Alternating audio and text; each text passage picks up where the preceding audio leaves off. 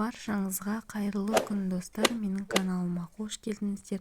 Бүгін сіздермен жеміс-жидектерден жасалған, құрамы витаминге бай және де адам денсаулығына өте пайдалы компот жасаймыз. Бұл компоттың құрамындағы жеміс-жидектерде Е және С витаминдері бар. Бұл әсіресе тұмау тиген кездерде өте пайдалы. Және мына кішкентай балаларға дүкендегі соктардан қарағанда осындай компотты жасап берсеңіздер табиғи және де пайдалы болады.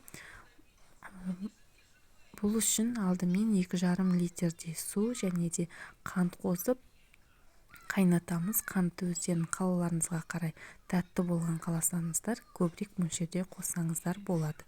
Су мен қантты осылай қайнатып алған соң, менде мұнда қатырылған жеміс-жидектер, мұнда шие, құлпынай, қарақат және кружовник бар. Мұнда шамамен 300-350 граммдай болады. Суымыз міне қайнаған соң жаңағы жеміс-жидектерді саламыз. Бұл жеміс-жидектерді жазда бағасы арзан кезінде қатырып қойсаңыздар, қыста пайдаланған өте жақсы. Не осылай салып, жақсылап араластырып 5 минуттай қайнатамыз. Жаңағы біз қант қостық, қанттың орнына бал қоссаңыздар да болады.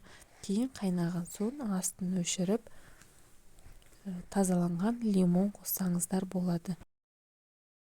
Лимон қоссаңыздар дәмі қышқыл болып, ерекше болып шығып тұрады. Бұл компотты міндетті түрде жасап көріңіздер, өте пайдалы.